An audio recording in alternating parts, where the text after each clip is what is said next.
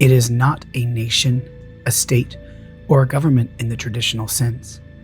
It has no king to rule uncontested, or a parliament to address the woes of its people. There are no borders on a map to limit it, nor does it have a constitution or creed to define its ideals, save one: avarice.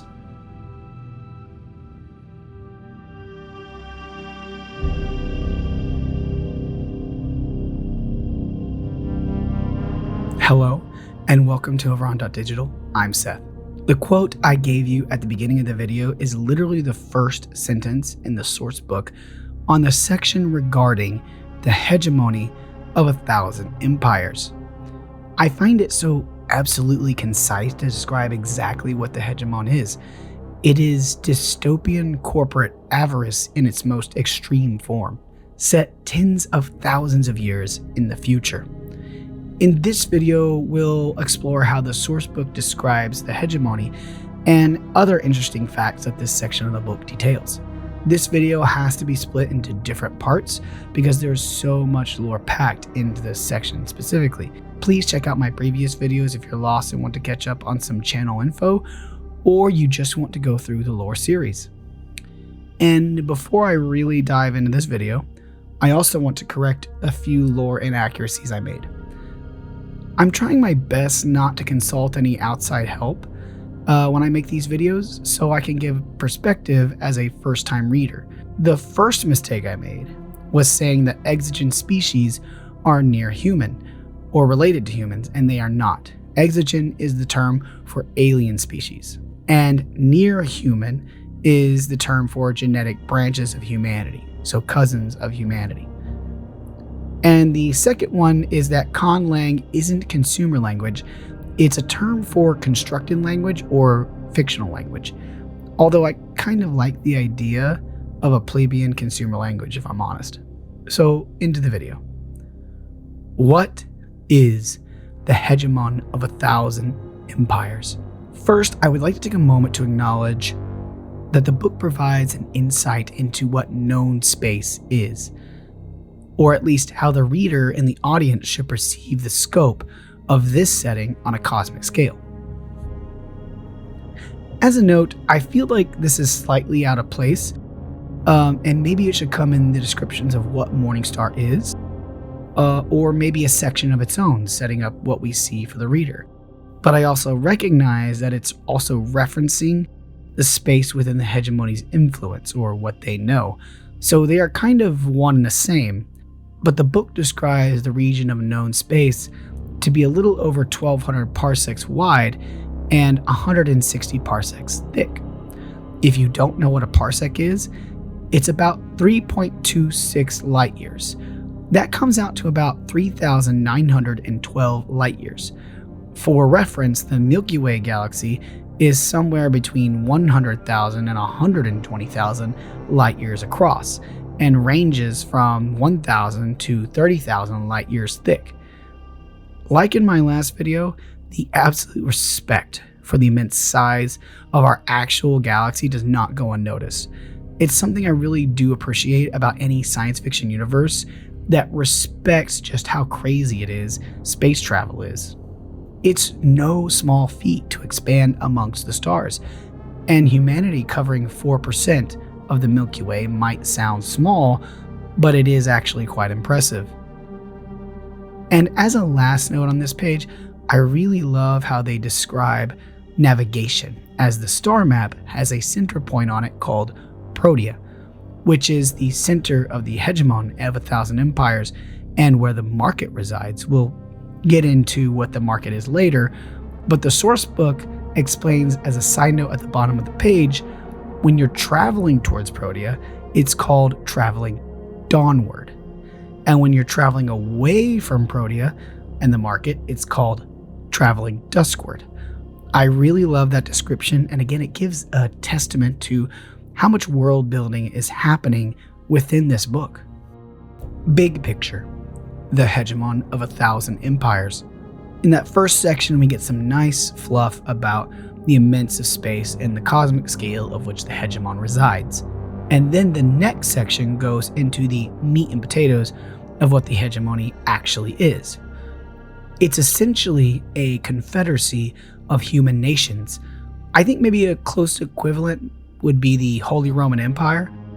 Essentially, how I understand it based on the source book, actual political nations within the hegemony do enact some level of local influence and maybe even a large sector by sector level of influence, but they are mainly subservient to the whims of the macro corporations within the hegemon, because these macro corporations provide everything that these nations need, from food, weapons, entertainment, textiles, and common household goods.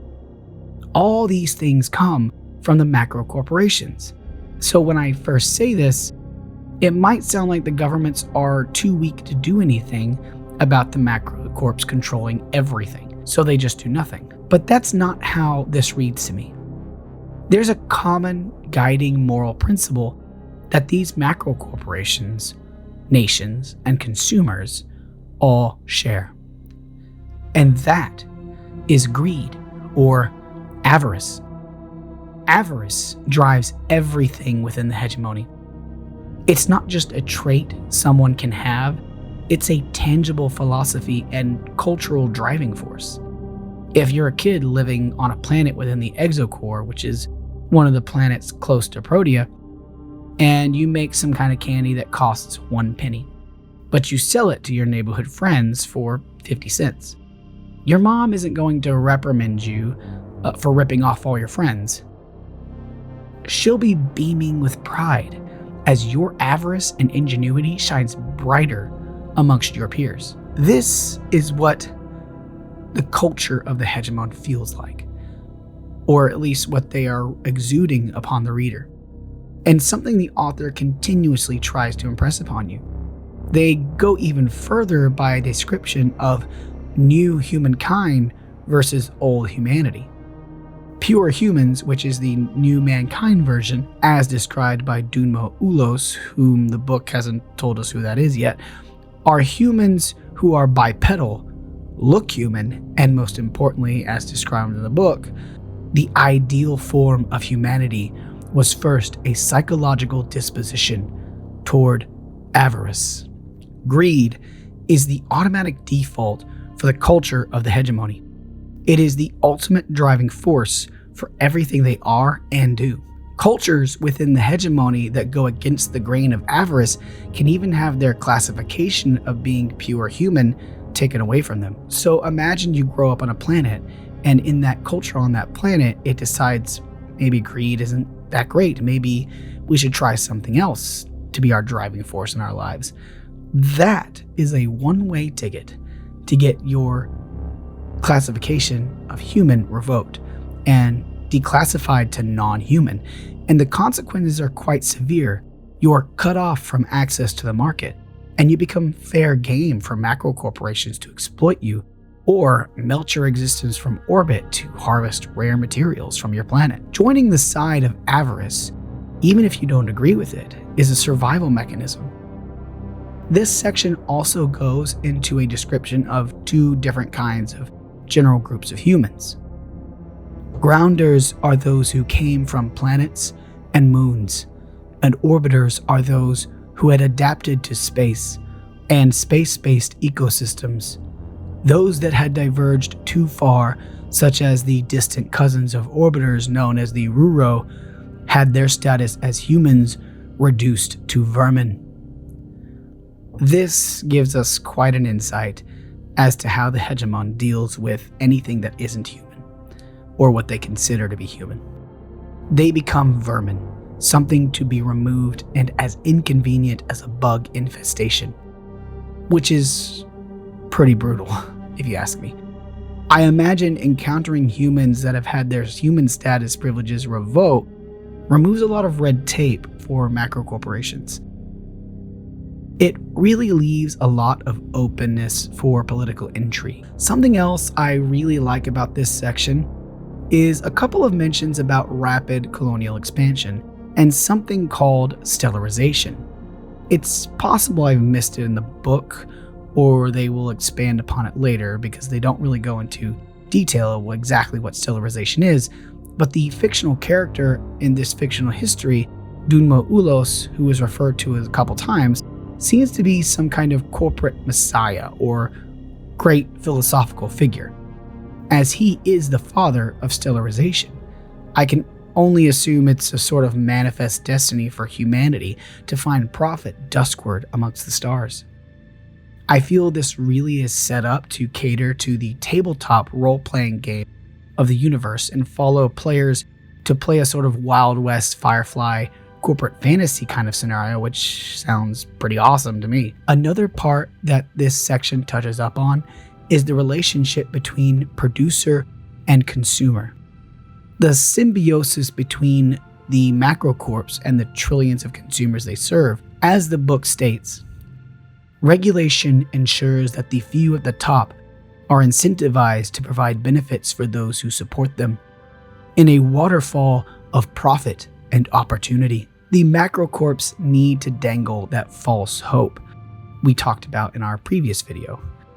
Provide the consumers with consumable goods that make their existence a little bit worth it. That freeze-dried ration that you just can't live without. That snack that you really want. That drink in the morning that just gets you really woken up and you have to have it. All these little things make their existence feel more worth it or worthwhile. And that's provided by these producers, these macro corporations, to their consumers. They have to let them have the illusion of climbing the corpo-socio ladder, as the book puts it.